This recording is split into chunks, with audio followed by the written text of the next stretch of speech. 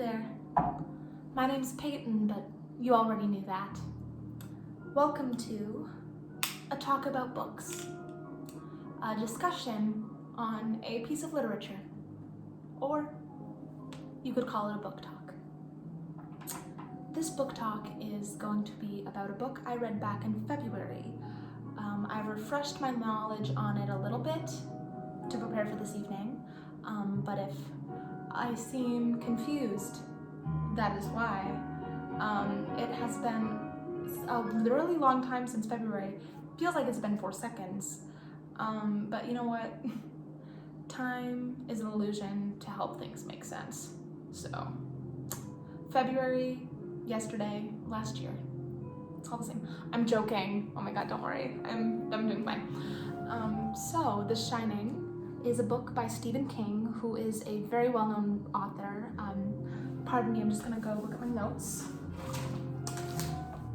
So you told us to talk a little bit about the writing style, and the writing style for this novel was, I really liked it. The language used was descriptive yet accessible. I never felt like, there were moments where I was like, what word is that? But I was never, it wasn't like if I was to read like Frankenstein and be like, it was fine.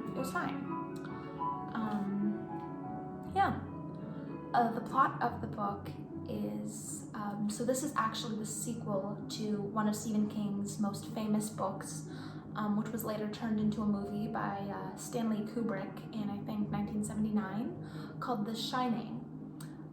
Fun fact, Stephen King actually hates that film adaptation. You know, what can I do? It is very popular in the zeitgeist. So he kind of lost that battle, I guess. Nevertheless, so The Shining, right, that is the book that came before this one, and I didn't read The Shining. I'd seen the movie, and I found that that gave me enough groundwork to understand the plot of this book without having any questions or qualms about like the backstory or like who Danny was or why he was having these experiences, because I knew enough of the world that the book was set in to be fine. In saying that, I don't want to spoil The Shining in case you haven't read it already, so I'm going to be just describing the plot of this book for time's sake as well. So it follows Danny Torrance. There's a brief first part of the book that describes the period after he left a hotel which his entire family stayed at and occupied for a certain period of time, which did have supernatural abilities. That's where he met his mentor, who also had The Shining, which is what they called these abilities. So the hotel had it, a man that worked at the hotel had it, and Danny had it. And with this ability, it was called The Shining, hence the title of the first book. And so the first little bit of this book talks about Danny's encounters with apparitions outside of the hotel, which only he can see because only he has this supernatural ability.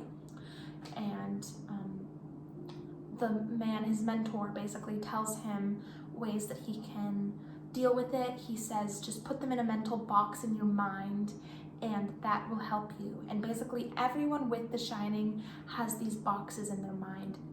And it's where they put the bad things that they don't want to deal with, that they don't want to have to deal with.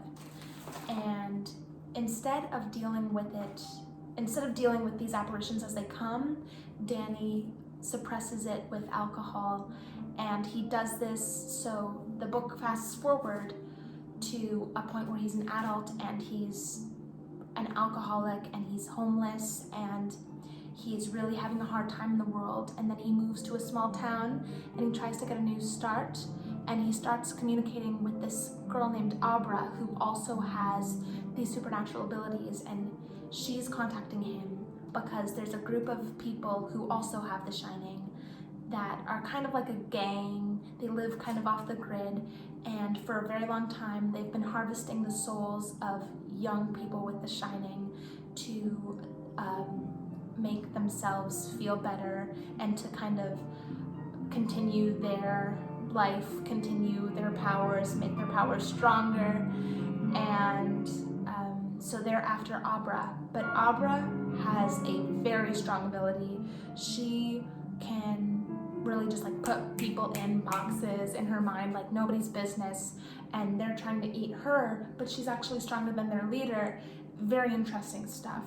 And so it basically follows Dani, Abra, and their mission to stop that gang of all people who also shine. And fun thing, while I was reading the book, they call the life force of the people that shine steam, and that explains the steam flowing all around on the title page. Anyhow, the ideas, opinions, and beliefs of this story. One of the central ideas is addiction, because that's obviously something that Dani really struggles with. And he kind of uses alcohol to self-medicate and to keep his shining abilities down, but in order to help Abra, to help this young person, he needs his abilities. So he gets sober, and one of the subplots of this is Dani's journey in sobriety and staying sober. And I found that to be very powerful and a good message in the book.